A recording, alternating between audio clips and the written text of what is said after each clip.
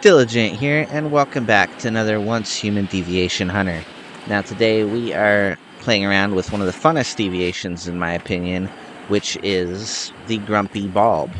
Now for those of you who don't know what the Grumpy Bulb is, the Grumpy Bulb is a deviation that you get from harvesting onions, and then what you can do is once that deviation is around an enemy, you throw it in a group of enemies, and as you see, it causes the enemies to attack one another. So it can be a lot of fun, especially if you're in an area where there's a lot of enemies, and you just want to help thin out the crowd a bit.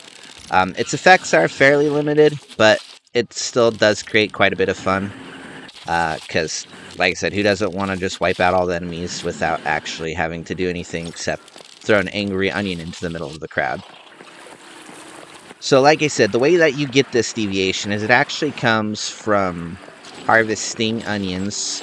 Now, one thing about onions in this game is while you can find onions in the wild, a lot of the vegetables like onions and whatnot are fairly rare, and they're not gonna you won't find them as frequently anyways in the wild as you will, like, say, corn, for example, because you can find corn just about anywhere. I've personally never found onions in the wild anywhere.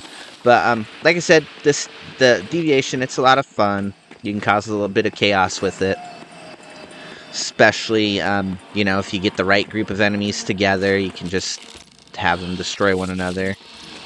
Just pick a couple of these guys off. Why not? Oh, looks like our Grumpy Bulb ran out. So while it is kind of quicker to just take him out yourself in some cases, the Grumpy Bulb does help. Like I said, the Grumpy Bulb does help take a little bit of pressure off in some cases if you get a bunch of enemies gathered around. But here we aren't really having too much of an issue with them. Like I said, they do take a bit to recharge. He does take a bit to recharge as well, so that is also a factor there. I reckon if you get the Grumpy Bulb at higher levels, the process is going to be he's going to be a lot more useful. I mean, my Grumpy Bulb is only like level 1, so he's not really going to be doing much. But in your case, you might end up with a higher level Grumpy Bulb. That can really turn the time. Oh, look, we got Rainman Deviation. How about that? Another one of my favorite deviations. We did a video on him not too long ago. But anyways, with regards to that Grumpy Bulb deviation, like I said, the way you're gonna get it is by harvesting onions. So if you're looking to get your own Grumpy Bulb, the best way to do that is to actually set up an onion farm on your base.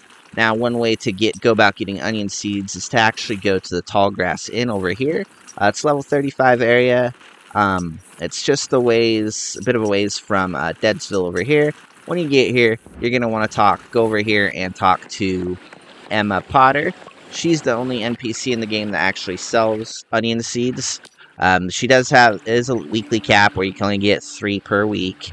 In this case, the week just recently started up, so we can get ourselves a couple. We don't need it because we already got some, but still. So you go here, you grab some onion seeds from her, and then you plant the crops in your planters at your base. We're going to go back to our base really quick. Alright, so we've been here for a little bit. As you can see, we have our 3 onion crops growing right here. And then we got the 2 additional onion crops over here that we picked up from the Tall Grass Inn. And then we have our little grow shroom deviation right here, working hard at helping those crops grow. So like I said, what he's going to do is he's going to just boost the growing of those crops a bit.